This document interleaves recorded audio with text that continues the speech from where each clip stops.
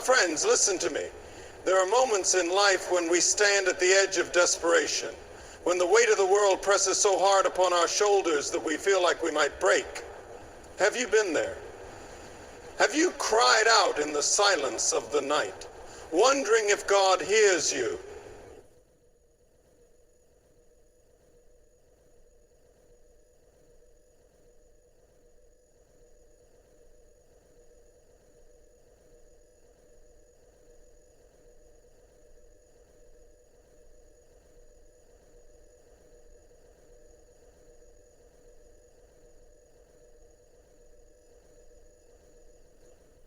Zero people. The only thing that keeps you going, a fear. The only good you are doing is evil. I'm here to tell you today, He does. He hears. And He answers. But you must pray. Not just any prayer. Not empty words spoken in routine, but a prayer that shakes heaven. A prayer that moves the heart of God. Look at the scriptures. Look at the stories written in the pages of history. There was a man named Hannah, a woman who had been barren for years. She wanted a child. She longed for a son, but no matter how much she tried, she remained empty. And one day she did something different. She didn't just ask. She poured out her soul before the Lord. She wept so bitterly that the priest thought she was drunk. But she wasn't drunk. She was desperate. And in her desperation, she made a vow to God. Lord, if you give me a son, I will give him back to you. And what did God do? He answered her. Do you see the difference? It wasn't just a prayer. It was a surrender.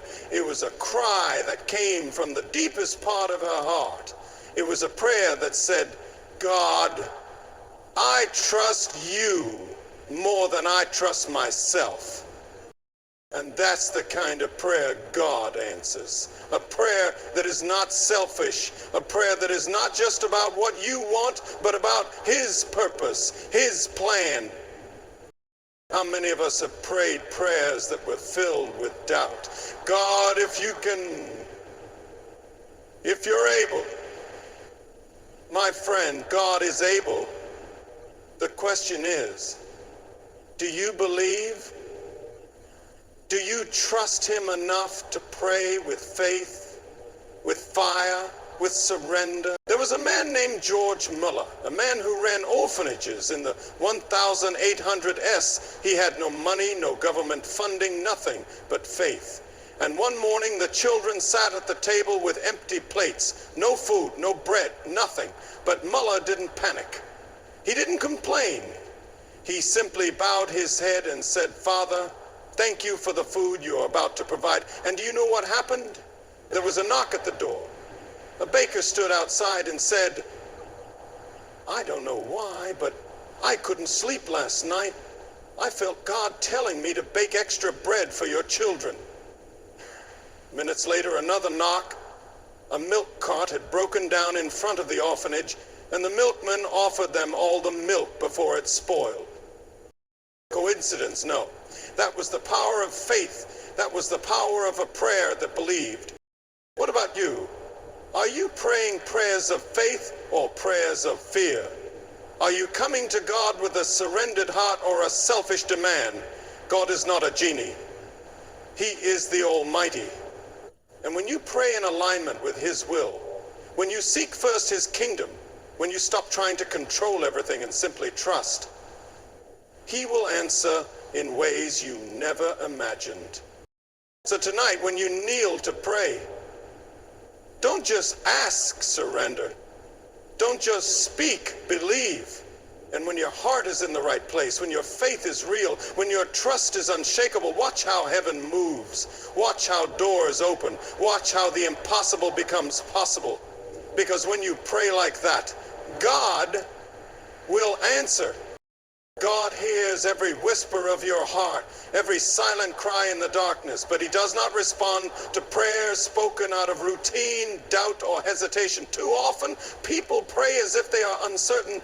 God, if you can, if you're able, if it's not too much to ask, My friend, God is not limited. He is the creator of heaven and earth, the one who spoke the universe into existence. He is not moved by weak, empty words. He is moved by faith. When you pray, do you truly believe that God hears you? Do you pray with the expectation that he will answer? Jesus said, whatever you ask for in prayer, believe that you have received it and it will be yours. Mark 11:24. Faith is the bridge between your prayer and God's answer. It is not about repeating words, it is about trusting his power. Think of the blind men who cried out to Jesus, Son of David, have mercy on us. They didn't just hope for healing, they knew he could heal them. And Jesus answered, saying, according to your faith, let it be done to you.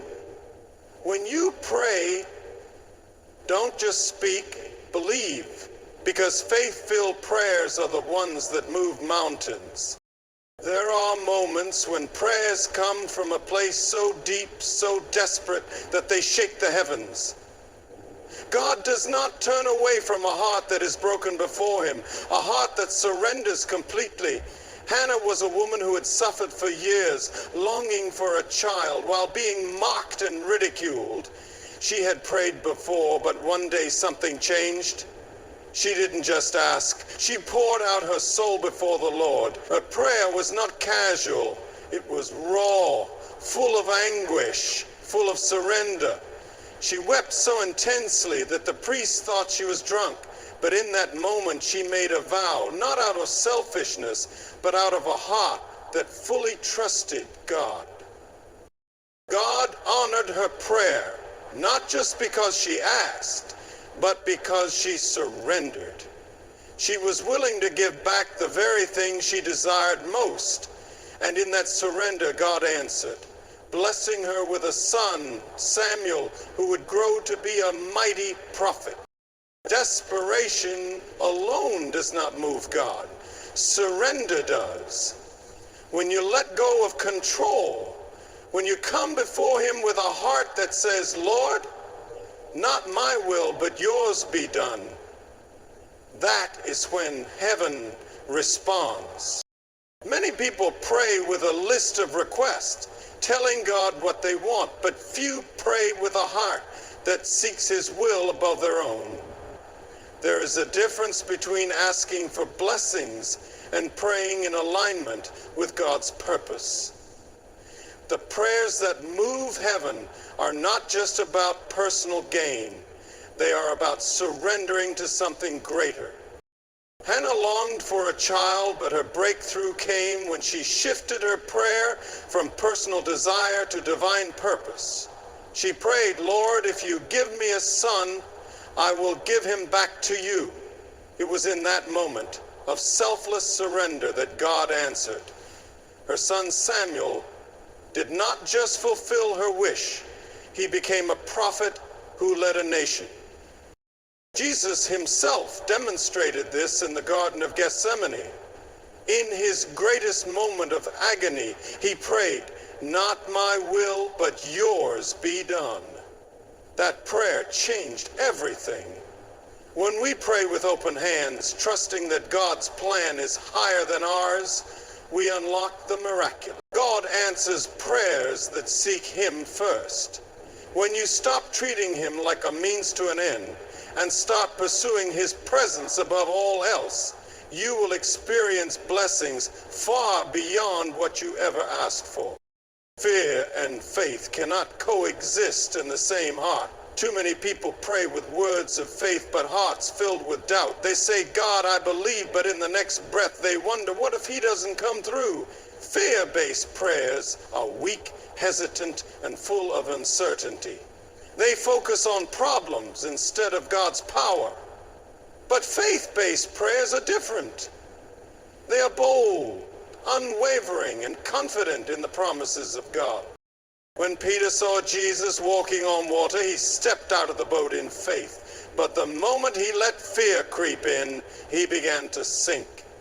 Fear will always try to pull you under, but faith keeps you walking on the waves. The same is true in prayer.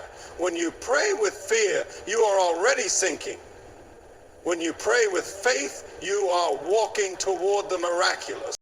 The woman with the issue of blood didn't approach Jesus with hesitation. She reached out with faith, believing that even touching his garment would heal her. And Jesus turned to her and said, "Your faith has made you well." Faith moves the hand of God. Fear cripples it. Pray with confidence because God responds to unwavering trust. One of the hardest things to do is let go. People pray, but they still try to control the outcome, holding on to their own plans, their own timelines, and their own expectations. But real faith doesn't cling. It releases. Surrender is not about giving up. It's about trusting that God's way is higher, greater, and far better than anything you could orchestrate on your own. Abraham understood this when God asked him to sacrifice Isaac, the very son he had waited decades for. It made no sense. It went against everything he had hoped for. But Abraham didn't argue, didn't hesitate, he obeyed. And just as he lifted the knife, God provided a ram in the thicket. The test was never about Isaac. It was about Abraham's willingness to trust God completely. Because he surrendered, God not only spared Isaac, but made Abraham the father of nations. Faith is not just believing that God can, it is being certain that he will. When you pray with unshakable confidence, knowing that God is working even when you cannot see it, the impossible becomes possible. Doors open that no man can shut. Mountains move. Miracles unfold. But too many people pray with hesitation, with one foot in faith and the other in doubt, wondering if God will really come through. Blind Bartimaeus sat by the roadside, crying out, "Jesus, Son of David, have mercy on me." The crowd tried to silence him, but he refused to be quiet. He didn't just hope for healing. He knew Jesus had the power to make him see. His faith was persistent, unwavering, and because of that, Jesus stopped.